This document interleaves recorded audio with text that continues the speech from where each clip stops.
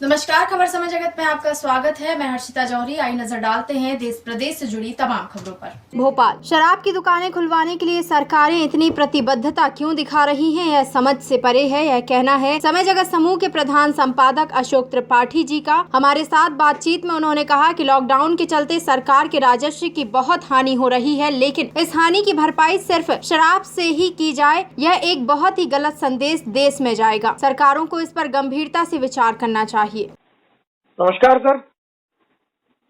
जी। Sir, जैसा कि हम सभी जानते हैं कि देश में और कई शहरों में देश के शराब की दुकानें खोलने का वो चल रहा है लॉकडाउन के दौरान कि शराब की दुकानें खोलने की अनुमति दी जाए, और सरकारें भी इसके लिए बड़ी प्रतिबद्ध दिख रही हैं कि शराब की दुकान खोली जाए। क्या अभी लॉकडाउन में शराब की दुकान खोलना इतना जरूरी है? देखिए, यह जब कहते हैं ना कि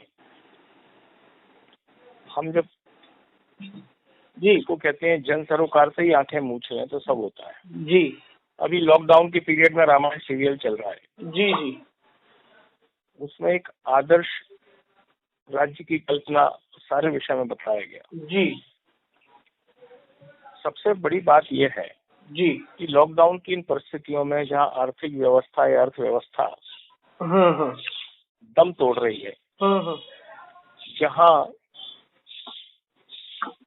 हजारों करोड़ खर्च होने के बाद, लाखों करोड़ की हानि के बाद हाँ हम जिन मजदूरों को हाँ सरकार उनके स्थानों पर रोजगार नहीं दे पाई, इसलिए महानगरों की तरफ गए।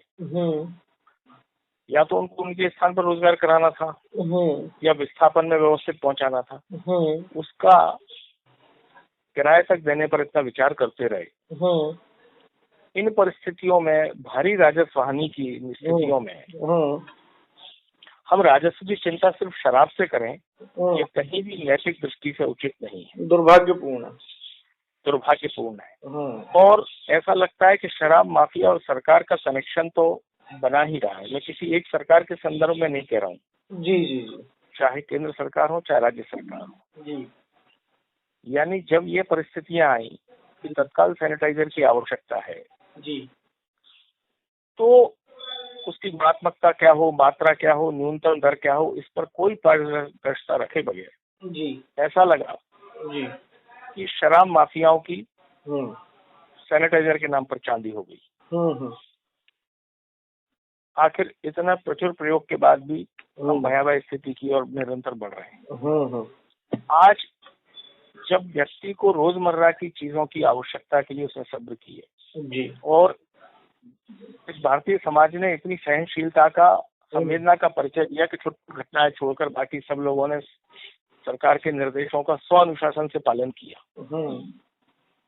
और दूध, फल, सब्जी या रोजमर्रा की चीजों के लिए परेशान होते होते व्यक्ति छोटे मोटे जो दुर्गुण है, सुपारी हो, तंबाकू हो, सिगरेट हो, इन तक की उपलब्धता के लिए सरकार सख्त है, लेकिन पता नहीं क्यों शराब माफियाओं पर मेहरबान है।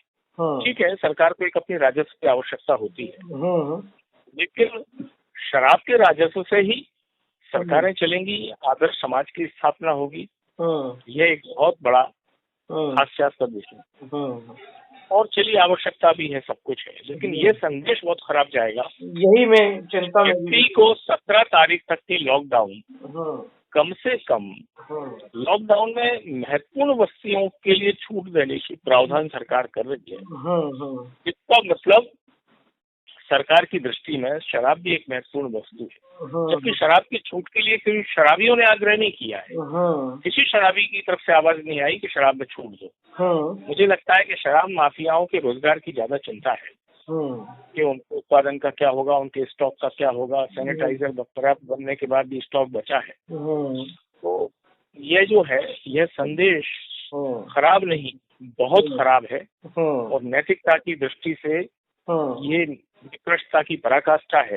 लॉकडाउन के इस पीरियड में भी हमें सर्वोच्च प्राथमिकता मजदूर न होकर शराब माफिया हो रहे हैं, ये निंदनीय है।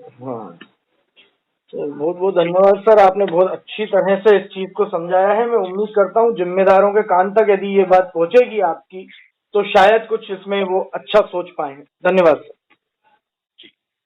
खबर समय जगत के लिए भोपाल से संदेश नेमा की रिपोर्ट। देश प्रदेश से जुड़ी तमाम खबरों से रूबरू रहने के लिए देखते रहिए खबर समय जगत।